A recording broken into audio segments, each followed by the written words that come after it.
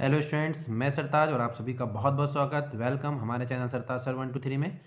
तो आइए स्टूडेंट, आज की इस वीडियो पे हम बात करने वाले हैं। आज की इस वीडियो में हम सॉल्व करने वाले हैं कक्षा 12वीं गणित प्रश्न बैंक अध्याय 9 अवकल समीकरण। तो पिछला हमारा जो वीडियो है वो पिछले अध्याय में हमने आपको वीडियो प्रोवाइड कराया था जिसमें हमने पिछले अध्याय को सॉल्व कराया था।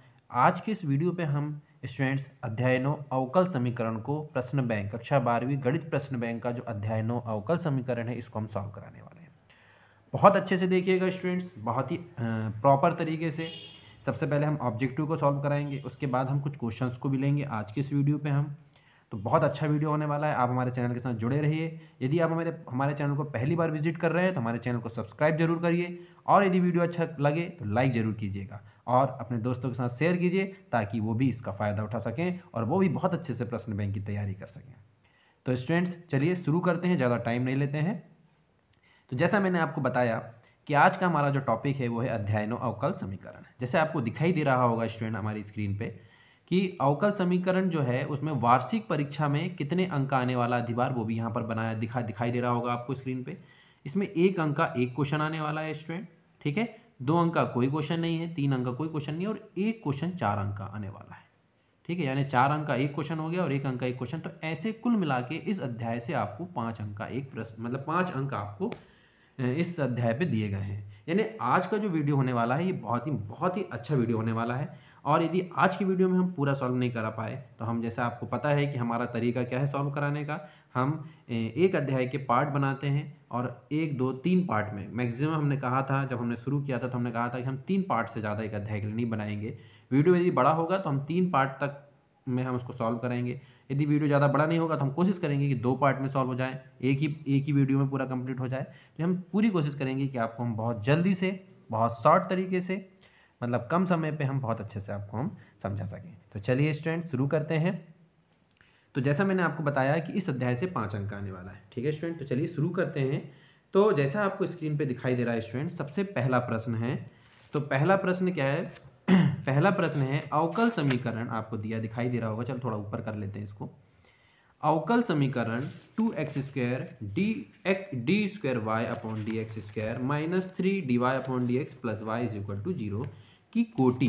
स्टूडेंट ये थोड़ा सा ध्यान देने योग्य बात है कि कोटि और घात, ये दो चीज़ जरूर आती है पेपर में अवकल समीकरण में। एक कोटि होती है और एक घात, इसमें से एक क्वेश्चन तो जरूर बनने वाला है और 1 अंक आ रहा है। तो मतलब आप समझ जाइए, यदि कोटि और घात समझ में आ गई तो आपको बहुत आसानी से समझ में आने वाला है ना। चलिए देखो स्टूडेंट, जब भी कोटि आएगा, है ना, तो कोटि का मतलब होता है कि हमको इस अवकल समीकरण में सबसे ज़्यादा बार अवकलन वाला पद देखना है। जैसे कि हम देखेंगे d y by d x का मतलब क्या होता है, एक बार अवकलन वाई का। D square y upon d x square का मतलब क्या होता है कि वाई का 2 बार अवकलन हुआ है ना। तो जो 2 बार अवकलन हुआ है, मैक्सिमम सबसे बड़ा कितने बार अवकलन वाला दिख रहा है हमको पद? 2 बार, है ना। तो ये जो 2 होगा, है ना, ये जो 2 होगा यही उसकी क्या कहलाएगी? कोटि कहलाएगी, ठीक है। समझ में आया स्टूडेंट? तो इसलिए इसका आंसर क्या होगा? ए नंबर का 2, ठीक है। चलिए अवकल समीकरण, ये आपको दिखाई दे रहा होगा, इज इक्वल टू 0 की घात। अब हमको घात पहचानना है, पहले में हमने कोटि पहचाने और अब हम घात पहचान रहे हैं। देखो स्टूडेंट, घात भी कोटि से रिलेटेड है। यानी जब भी आपको अवकल समीकरण दिखाई दे तो आपको सबसे पहले ये देख लेना है कि जो भी अवकलन रूप है, जो भी अवकलन रूप आपको दिखाई दे रहा है, y का जो भी अवकलन होगा वो देखिए कि पहले वो पूर्णांक घात में है या नहीं। तो हमको दिख रहा है कि भाई सारे पूर्णांक घात में 2 2, है ना, इस तरीके से। इसके बाद हमको ये देखना है कि सबसे मतलब बड़ी कोटि वाला अवकलन वाला पद कौन सा है, ये है ना। सबसे बड़ी कोटि क्या है? ये 2 कोटि और ये 1 कोटि। D y upon d x का मतलब होता है कि 1 कोटि और d square y upon d x square का मतलब क्या होता है? 2 कोटि। तो आपको सबसे ज़्यादा कोटि वाले की घात देख लेना। तो इसकी घात कितनी है? कुछ नहीं लिखा, मतलब इसकी घात कितनी है? 1। तो किसी भी अवकल समीकरण में अधिकतम कोटि की जो घात होती है ना। अब देखो यहाँ पर एक ये भी दिख रहा है, d y upon d x की घात 2 भी दिख रहा है। तो कई लोग सोचेंगे कि इसकी घात 2 होना चाहिए, लेकिन ऐसा नहीं होता, है ना। हमको अधिकतम कोटि वाले पद की घात देखना है, ना कि कम कोटि वाले पद की घात, ठीक है। तो अधिकतम कोटि वाला जो पद है उसकी घात कितनी है? 1। तो इसीलिए इसका जो आंसर होगा वो क्या होगा स्टूडेंट? 1। अब ये 1 कहाँ पर है? बी नंबर पे है, तो आप इसको देख लीजिए, ठीक है। समझ में आ रहा है? मैं थोड़ा सा इसको मिटा देता हूँ, फिर से अपन इसको कर लेंगे क्योंकि वो 1 थोड़ा सा कवर हो गया था, है ना। तो इसका आंसर क्या आएगा? 1, ठीक है। इसी तरीके से तीसरा प्रश्न भी आपको दिखाई दे रहा होगा कि dx upon dy is equal to h x upon y के रूप वाले समघाती अवकल समीकरण को हल करने के लिए निम्नलिखित में से कौन सा प्रतिस्थापन किया जाता है। स्टूडेंट एक चीज़ ध्यान रखना, ऊपर क्या है x, नीचे क्या है y, तो जो ऊपर रहेगा ना उसी को प्रतिस्थापित करते हैं, ठीक है। और किसके पद में करते हैं, जो नीचे है, ऐसा ध्यान रख लो, इसको समझ जाओ। यदि ये dy अपॉन डी एक्स हुआ या dx अपॉन dy होगा, दोनों में से कुछ भी होगा। तो यदि ऊपर x है तो x को हम रिप्लेस करेंगे तो x ये दिख रहा है ना, और किसके, y के पद में, तो इसका सही आंसर ये होगा सी वाला। यदि यहाँ पर y अपॉन एक्स यानी dy अपॉन डी एक्स होता तो फिर हम y को रिप्लेस करते काय में, x में, तो ए वाला सही हो जाता, ठीक है। तो इसका जो आंसर सही है वो क्या है, सी, ठीक है, समझ में आ रहा है। चलिए आगे बढ़ते हैं। चौथा वाला जो प्रश्न है स्टूडेंट, इसमें थोड़ा सा मिसप्रिंट है क्योंकि इसमें ऑब्जेक्टिव नहीं दिए गए हैं, इसमें ऑप्शन नहीं दिए गए हैं, तो थोड़ा सा इसको हम अभी यहीं पर छोड़ रहे हैं, फिर अपन इसके बारे में बाद में देखेंगे यदि कहीं इसका हमको मिलता है तो, ठीक है। चलिए आगे बढ़ते हैं स्टूडेंट। अब प्रश्न क्रमांक 2 है, ठीक है। चलिए प्रश्न क्रमांक 2 देख लेते हैं।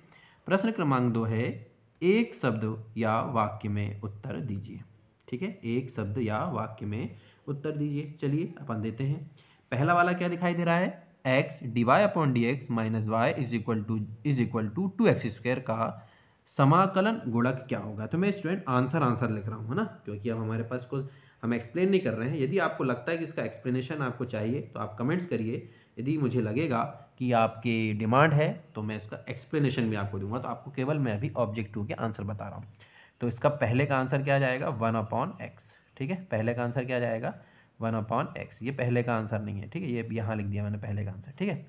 चलिए दूसरा है, अवकल समीकरण dy upon d x is equal to sec² x का व्यापक हल होगा। अब इसका व्यापक हल क्या होगा, तो इसका सही आंसर आएगा स्टूडेंट y बराबर 10x प्लस सी, ठीक है, y बराबर 10x प्लस सी, ठीक, कोई दिक्कत। चलिए तीसरे का आंसर क्या होगा, तो उसमें लिखा है रैखिक अवकल समीकरण का मानक रूप क्या होगा। तो तीसरे का आंसर मैं यहाँ लिख रहा हूँ स्टूडेंट, ठीक है। तीसरे का आंसर होगा रैखिक अवकल समीकरण का जो मानक रूप होता है वो होता है dy upon d x plus p y is equal to q, ठीक है। तो इसका सही आंसर आपको मैं बताते जा रहा हूँ, ध्यान से नोट करते जाइएगा। इसके बाद चौथा है, अवकल समीकरण जो आपको दिखाई दे रहा है इसकी कोटि और घात बताना है। तो कोटि, अधिकतम कोटि कितनी दिख रही है स्टूडेंट, देखो dy upon d x, dy upon d x, मतलब इसकी अधिकतम कोटि कितनी दिख रही है, 1, तो यानी कोटि कितनी हो गई, 1। अब घात देख लो, तो अधिकतम कोटि घात कितनी दिख रही है यहाँ, 2, तो इसकी घात कितनी हो जाएगी, 2। आंसर आ गया, कोटि 1 और घात 2, ठीक है, कोई दिक्कत। तो इस तरीके से एक शब्द और एक वाक्य के उत्तर भी हमारे कंप्लीट होगा स्टूडेंट। चलिए आगे बढ़ते हैं। अब प्रश्न क्रमांक 3 है हमारे पास, सत्य और असत्य, ठीक है। अब मैं सीधे सीधे इसके आंसर बता दे रहा हूँ ना, आप पढ़ लीजिएगा, उसका आंसर मैं बता दे रहा हूँ आपको।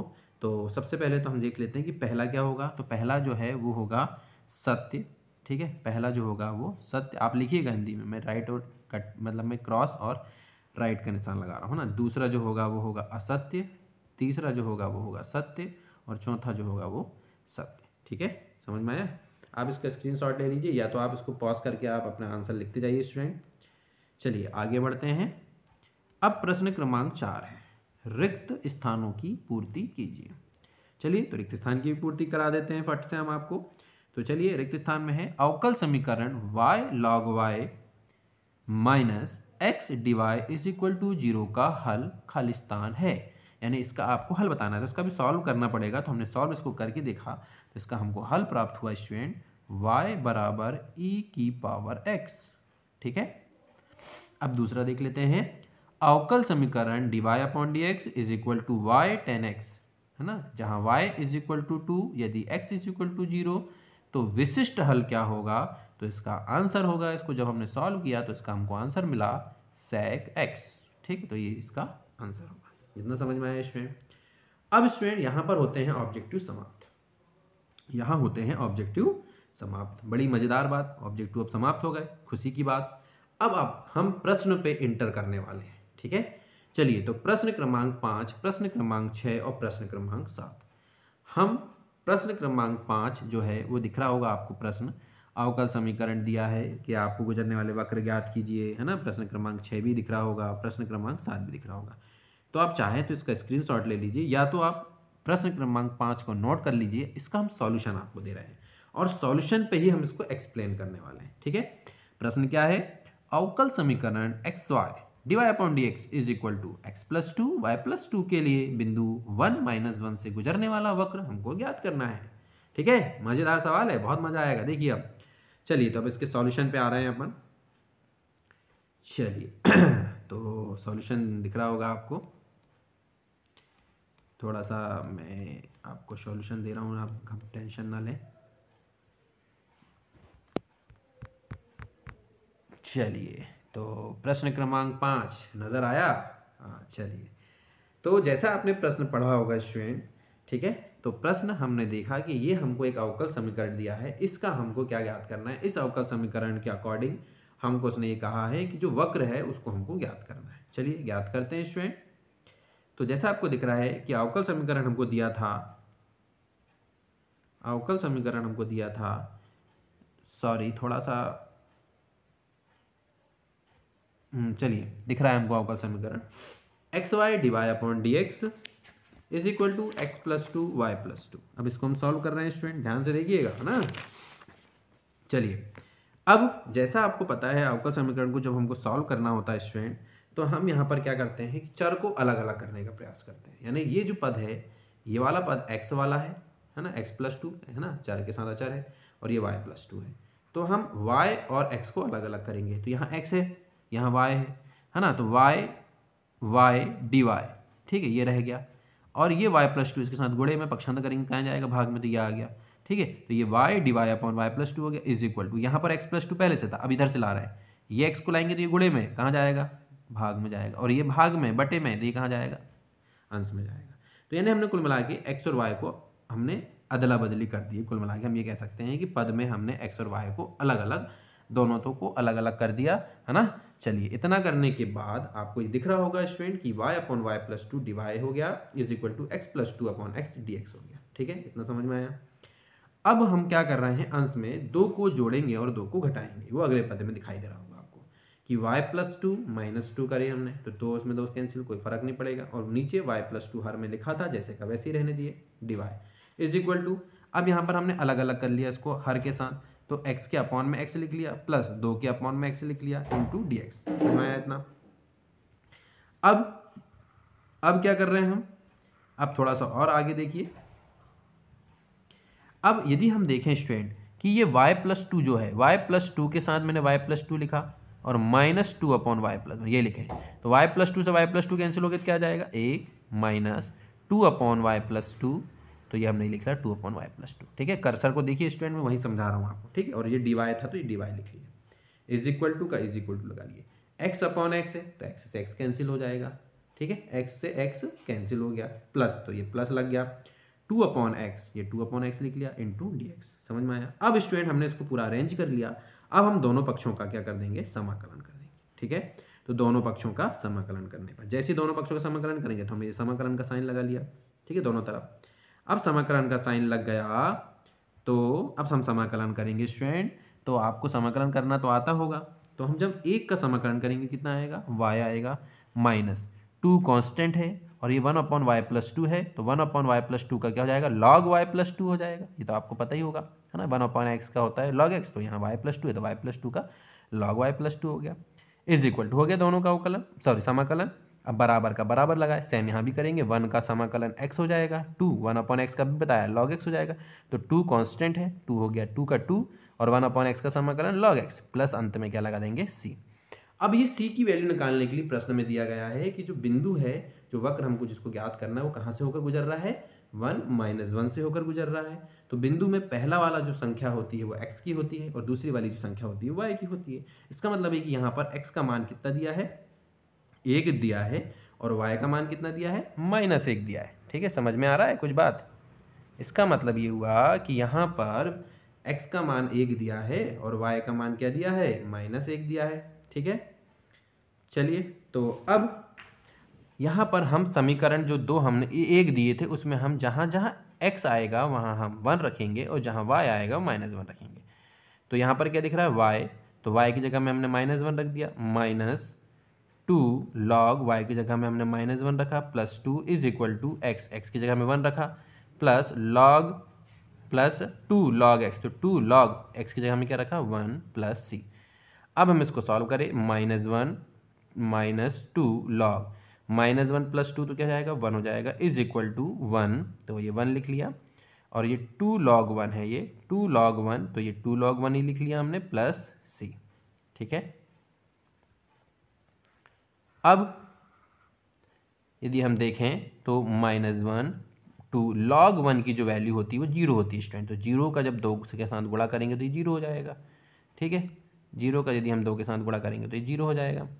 ठीक है, is equal to 1 log 1 plus 2 log 1, ये भी 0 हो गया प्लस c, तो यहाँ भी 1 प्लस c आ गया, तो ये लिख लीजिए देखो 1 प्लस 0 प्लस c। अब ये -1 -0 तो ये -1 रह जाएगा और ये 1 का पक्षांतर करेंगे तो ये भी -1 होगा, तो c बराबर, इसको भी पक्षांतर कर दी तो यहाँ लिखा मैंने c बराबर -1, इसका पक्षांतर करें तो -1, तो -1 कितना हो गया -2, तो c का मान कितना आ गया -2। अब ये मान को उठा के हम कहाँ रख देंगे, इस इक्वेशन पे रख देंगे जहाँ पर c आया है। ठीक है, सॉरी यहाँ नहीं, यहाँ पर नहीं रखेंगे, हम यहाँ रखेंगे जो इक्वेशन हमारे पास है समीकरण 1। समीकरण 1 में आप c का मान रख दीजिए। जैसे हम समीकरण 1 में मान रखेंगे तो ये इक्वेशन आपको मिलेगी y -2 log y plus 2 is equal to x plus 2 log x minus 2। ठीक है, समझ में आया, और यही इसका क्या कहलाएगा आंसर। और चाहो तो इसको और सॉल्व कर सकते हो, इतना मेरे हिसाब से आप इतना भी लिख देंगे तो आंसर हो जाएगा, कोई दिक्कत नहीं है। ठीक है, तो इस तरीके से हमारा प्रश्न नंबर 5 हल हो जाएगा। ठीक है, समझ में आया स्टूडेंट। अब प्रश्न क्रमांक 6 क्या है स्टूडेंट, यदि आपने स्क्रीनशॉट ले लिया हो या तो आप थोड़ा वीडियो पीछे करके आप देख लीजिए, है ना। तो प्रश्न नंबर हमारे पास 6 है, यहाँ पर सीधे सॉल्यूशन दिख रहा होगा आपको स्क्रीन में, तो मैं पहले आपको प्रश्न पढ़ के सुना देता हूँ। प्रश्न है, किसी बैंक में मूलधन की वृद्धि 5% वार्षिक दर से हो रही है। ध्यान समझिएगा, वार्षिक दर से हो रही है 5%। ठीक है, इस बैंक में 1000 रुपये जमा कराए जाते हैं। ज्ञात कीजिए कि 10 वर्ष बाद यह राशि कितनी हो जाएगी। तो सबसे पहले हमने क्या किया, मान लेते हैं मूलधन कितना है P, समय कितना है T। तब प्रश्न अनुसार उनने क्या बोला है, मूलधन में वृद्धि, तो समय के सापेक्ष वृद्धि होती है, तो ये हो गया dp/dx, है ना। वृद्धि या कमी को अपन अवकलन रूप में लिखते हैं तो dp/dx। उनने प्रतिशत में बोला है, तो भाई प्रतिशत मतलब जिस मूलधन का ही प्रतिशत निकालेंगे, तो मूलधन का प्रतिशत निकालना, तो भाई जितना मूलधन था वो लिख लीजिए, का मतलब गुणा कितने प्रतिशत 5, तो 5% मतलब बटेगा 100। तो हमने क्या लिखे, p गुणित 5/100, क्योंकि 5% वृद्धि हो रही है। ठीक है, अब आप देखो तो ये 5p/100 हो गया, तो अपन इसको काट देंगे, तो 5 एकम 5, 5 दूनी 10 और 20, तो ये हो जाएगा 5 से कटेगा तो नीचे 20 आएगा और ऊपर 5 कट जाएगा। तो dp/dt इज इक्वल टू, यहाँ पहुँचा p और यहाँ बचेगा बटे में 20। अब हम p को p की तरफ ला लेंगे, तो dp/ ये p को जब हम इधर लाएंगे तो ये अंश में है, पक्षांतर करेंगे तो कहाँ जाएगा, हर में, और ये dt को इधर ले जाएंगे तो ये हर में है, अंश में चला जाएगा, तो ये हमने पक्षांतर कर दिया। ठीक है, अब हम दोनों पक्षों का क्या कर देंगे, समाकलन करेंगे स्टूडेंट। तो ये हो गया 1/p into d p is equal to 1/20 into d t. तो 1/p का क्या हो जाएगा, log p। ठीक है, 1/20 कॉन्स्टेंट बाहर कर दिए, तो यहाँ बचा 1 का क्या जाएगा t प्लस c। ठीक है, अब हम प्रश्न अनुसार क्या देख लेंगे कि प्रारंभ में यदि हम t बराबर 0 की यदि बात करें तो मूलधन प्रारंभ में कितना है, जमा कराते समय 1000, मतलब मूलधन कितना है 1000, तो p का मान हो गया 1000। ये मान को यहाँ रखेंगे तो log 1000 हो जाएगा, क्योंकि p की जगह में 1000 आएगा, और यहाँ हो जाएगा 1/20 और t की जगह में क्या रख देंगे 0, तो ये 0 हो गया प्लस c, तो यानी c का मान जो है वो log 1000 आ गया। कितना आ गया, log 1000। अब ये मान को हम यहाँ रख देंगे इक्वेशन पे, तो log p बराबर t/20 प्लस log 1000। ठीक है, तो t बराबर 10 पर log p is equal to, है ना, t की जगह में 10 रखेंगे क्योंकि 10 साल बाद अपन को देखना है, तो t की जगह में रखे 10/20 धन log 1000, log p minus log 1000 is equal to, इस कैंसिल कर दी थी, यहाँ आ गया 1/2। तो यहाँ पर log m minus log n वाला हम यहाँ पर फॉर्मूला लगाएंगे, तो log m minus log n बराबर होता है log m/n, तो ये हो गया p/1000 इज इक्वल टू 1/2। अब log का जब हम पक्षांतर करते हैं तो वो एक्सपोनेंट बन जाता है, चर घातांक की सीरीज बन जाती है, यानी e की पावर में 1/2 मतलब 0.5 हो जाएगा, तो ये e की पावर में चला जाता है। जब भी हम log का पक्षांतर करते हैं तो जो भी संख्या लिखी है वो e की पावर में चली जाती है, तो e की पावर क्या हो जाएगा 1/2 मतलब 0.5। और ये मान प्रश्न में दिया होगा, यदि प्रश्न में मान लीजिए यदि नहीं दिया है तो आप घबराए ना, ये मान आपको जब पेपर में दिया आएगा तो दिया होगा। तो e की पावर 0.5 की जो वैल्यू होगी वो कितनी होगी 1.648, है ना, और p/100 है। अब ये 100 का पक्षांतर 1000 का हम पक्षांतर कर देंगे तो ये हर में है, पक्षांतर करेंगे गुणे में जाएगा। तो जैसे ही गुणे में जाएगा तो 1.648 गुणित 1000, तो हम आपको पता है कि दशमलव या 3 संख्या है। अब हम हटाएंगे, यदि हम इसको सॉल्व करके बताएं आपको, है ना, बच्चों वाला सॉल्यूशन, है ना, बच्चों वाला इसलिए बोल रहा हूँ क्योंकि आप मैथ्स वाले स्टूडेंट है तो आपको डायरेक्ट बन गया होगा कि दशमलव का 3 अंक है और यदि 3 जीरो है तो दशमलव हट जाएगा, दशमलव 3 अंक से यहाँ से उठ के कहाँ चला जाएगा, दशमलव 3 अंक बाद, है ना, मतलब 1648 दशमलव यहाँ लग जाएगा, मतलब वो 1648 हो जाएगा क्योंकि दशमलव बाद कोई संख्या नहीं दिख रही है ना। लेकिन अब बच्चों वाला इसलिए बोलूँ, देखो बच्चों वाले तरीके से कैसे समझते हैं इसको। 1.648 दशमलव हटा दीजिए बच्चों, दशमलव हटाए तो दशमलव का क्या लगेगा बच्चों, 1, है ना, दशमलव हटाते तो क्या लगता है नीचे 1। अब दशमलव के बाद कितने अंक बच्चों, 3, तो यहाँ लिख देंगे बढ़िया 3 जीरो लगा देते हैं, है ना। और गुणित 1000 पहले से लिखा गया वहाँ पर, देखो अब क्या हुआ, ये 1000 से 1000 क्या हुआ बच्चों, कैंसिल, 1648 आया, बात वही पड़ी कि नहीं, तो इसलिए इसको बच्चों वाला बोला मैंने, ठीक है। मज़ा आया कि नहीं। चलो थोड़ा सा बचपना की याद भी आते रहना चाहिए। चलिए, तो P बराबर आपको कितना मिल गया, 1648। इस तरीके से हम कह सकते हैं कि 10 वर्ष बाद ये राशि कितनी होने वाली है, 1648, और यही इसका क्या कहलाएगा, आंसर कहलाएगा। समझ में आया। चलिए, तो बहुत अच्छा लगा होगा, उम्मीद करता हूँ मैं, ना थोड़ा सा बोर होने लगे थे तो थोड़ा सा मेरे को लगता है कि अब हंसी भी आ गई होगी, थोड़ा सा चेहरा खिल गया होगा, क्योंकि पढ़ाई में थोड़ी सी हंसी मजाक ज़रूरी है, नहीं तो हम क्या होता है बोर होते हैं तो फिर पढ़ाई का मज़ा नहीं आता। थोड़ा सा पढ़ाई को एंजॉय के साथ करो तो बड़ा मज़ा आएगा पढ़ने में, ठीक है। चलिए और आगे बढ़ते हैं।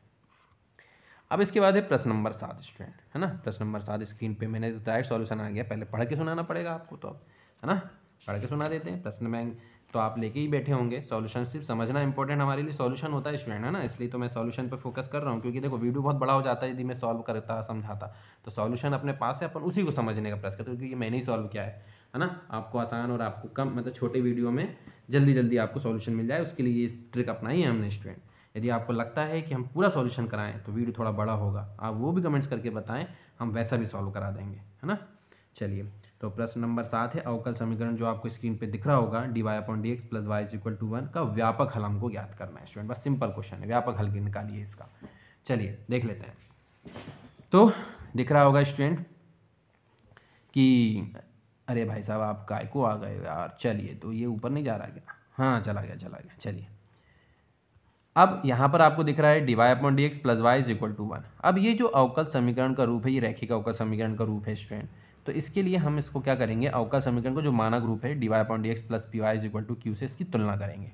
तो dy/dx तो यही है, = y का जो गुणांक है यहाँ पर क्या है, p, और यहाँ पर देखें तो y का गुणांक क्या है, कुछ नहीं है, मतलब 1।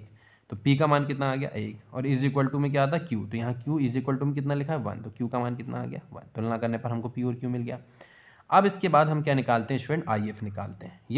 ये ध्यान रखना स्टूडेंट कि जब भी आपको रैखिक अवकल समीकरण का रूप दिखाई दे तो हम यहाँ से PQ का मान निकालेंगे, और उसके बाद ये एक पूरी मेथड है ना, फिर हम IF निकालेंगे और उसका अभिष्ट हल हमको डायरेक्ट मिल जाएगा, जो यहाँ पर एक फॉर्मूले के तौर पर आपको दिखेगा, ठीक है, और वहाँ पर हम डायरेक्ट वैल्यू पुट करके सॉल्व कर लेंगे, ठीक है। चलिए, तो अब आगे बढ़ते हैं। तो IF = क्या होता है, e⁻ समाकलन p × dx। अब ये p का मान कितना आया, 1, तो यहाँ पर रख दिया मैंने 1 × dx, तो 1 का क्या जाएगा, x, तो यहाँ आ गया e⁻ क्या आ गया, x, यानी IF हमको जो मिला, यानी इंटीग्रल फैक्टर बोलते हैं इसको, है ना, समाकल गुणक। तो IF हमको कितना मिल गया, e⁻x। चलिए, तो अब यदि हमको IF निकल जाए तो इस रैखिक अवकल समीकरण का जो हल होता है वो होता है y गुणित IF = समाकलन q × IF dx + c। अब बस मान रख दीजिए, y × IF का मान क्या निकाले हमने, e⁻x = समाकलन q का मान कितना, 1 निकाले थे तुलना करके, तो 1 रख दिए। IF कितना निकाले, e⁻x, तो e⁻x रख दिए, dx तो dx + c। मतलब देखो कितना अच्छा है ना, अपन IF निकाले, बस मान रखना है। अब ये हो गया y × e⁻x, तो इसको लिख दिया हमने y × e⁻x = 1 × e⁻x dx, तो इसको लिख देंगे अपन e⁻x dx प्लस क्या हो गया, c। अब y e⁻x = अब ये e⁻x का समाकलन तो e⁻x ही होता है, बड़ा मज़ेदार फंक्शन है ये, इसको कोई बदलाव नहीं आता, चाहे आप समाकलन कर दो चाहे अवकलन कर दो, है ना। तो बस e⁻x है तो बिल्कुल जैसे का वैसे ही लिख देना, चाहे अवकलन हो चाहे समाकलन हो, ठीक है ना माँ। चलिए, तो ये e⁻x आ गया प्लस c, और यही क्या होगा, आंसर आ गया ना, आंसर। चलिए, तो स्टूडेंट ऐसा लग रहा है मुझे कि ज़्यादा बड़ा वीडियो नहीं करते हैं अपन, है ना। हमने 3 प्रश्न कर लिए आज के इस वीडियो पे और ऑब्जेक्टिव कर लिए, है ना। तो इतना ही हम इसको छोड़ते हैं और आज का वीडियो हम यहीं समाप्त कर रहे हैं स्टूडेंट। यदि आपको हमारा वीडियो अच्छा लगा हो तो वीडियो को लाइक ज़रूर कीजिए स्टूडेंट, और दोस्तों के साथ शेयर कीजिए, और हमारे चैनल को सब्सक्राइब करना नहीं भूलिए, क्योंकि तभी तो आपको वीडियो मिलेंगे और आप बहुत अच्छे से प्रश्न बैंक की तैयारी कर सकते हैं। चलिए धन्यवाद, फिर मिलेंगे नेक्स्ट वीडियो में। इसी के आगे के क्वेश्चन हम सॉल्व कराने वाले हैं स्टूडेंट, तो जुड़े रहिए हमारे वीडियो और हमारे चैनल के साथ जुड़े रहिए और हमारे वीडियो देखते रहिए, और आगे पूरा प्रश्न बैंक हम सॉल्व कराने वाले हैं। तो अगले वीडियो में इसी के आगे के क्वेश्चन हम लेके आएंगे, जो कि आपका होगा प्रश्न नंबर 8 से। ठीक है, तो प्रश्न नंबर 8 में क्वेश्चन और बहुत सारे उसके क्वेश्चन दिए हैं। ठीक है, प्रश्न नंबर 8 और प्रश्न नंबर 9 दो प्रश्न रह गए, लेकिन उसके अंदर और ज़्यादा क्वेश्चन है, तो वो हम अगले पार्ट में लेके आने वाले हैं स्टूडेंट। तो बने रहिए हमारे चैनल के साथ, और हमारे चैनल को यदि वीडियो अच्छा लगा हो तो लाइक ज़रूर कीजिएगा स्टूडेंट। चलिए धन्यवाद, आज का वीडियो समाप्त करते हैं, फिर मिलेंगे नेक्स्ट वीडियो में। जय हिंद।